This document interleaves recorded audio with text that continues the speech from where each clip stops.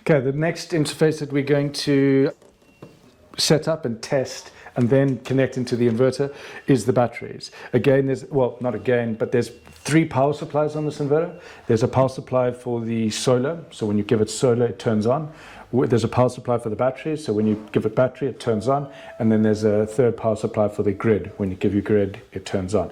So that's quite nice, and we can test if the operation of each individual component by powering each one up. So next, we're going to start at the battery. Batteries, especially being high voltage, have got a safety mechanism built into them that don't like outputting their 400 volts, 300 volts, unless they've got CAN communications.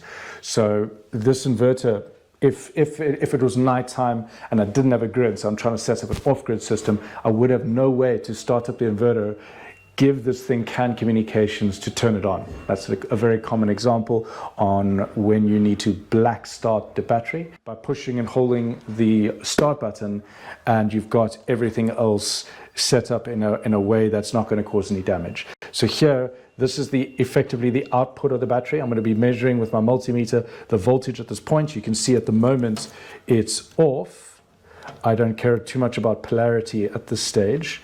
But here you can see that my multimeter is set to measuring DC, high voltage DC, and it is off. So that's telling me that it's safe, but that's because the battery is off. So I'm going to start up the battery, and the normal startup process is turning on the breaker. Most of these high voltage batteries have a breaker to turn on. So you turn it on, and then you push the start button. But a short press is a normal start, and if there was CAN communications, which I could at the moment start up the inverter from the solar, and you'll see it start up, and then if I connect the CAN cable, it already turns on the battery quite quickly. Let's do a black start, a simulation of a black start inside the video. So let's just turn the battery off, and pressing and holding the start button. Different manufacturers, different batteries have different times that you need to push this button for. As far as I know, with Soluna, it's like 20-25 seconds. The LED goes white, then red blinking, and then solid red, and you can hear clicking of relays and so forth. That is the battery turning on, and when it's solid red, it means that it's kicked into gear and it's outputting voltage. Okay, there you go, 400 volts. So we're getting our 400 volts on the output there. I can connect that in. I just don't like connecting things when there's voltage present, even though the inverter is off and it will just power a power supply there, which is a few watts, not even a watt probably.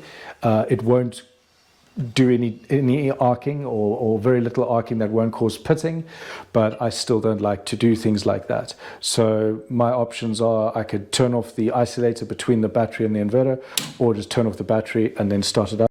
I do want to show you the other way to start up a battery, the normal way to start up a battery, if you do have solar like we do. So let me do that. So I'm going to connect the CAN cable in, because it does need the CAN cable connected. Here you've got the CAN cable, and I'm going to connect it into the BMS port on the bottom here, and then put the power cables from the battery, and then start up the solar so that the power supply and the brain of the battery is working. And then I should be quite easily able, just a few seconds of pushing the start button, it should kick it into gear.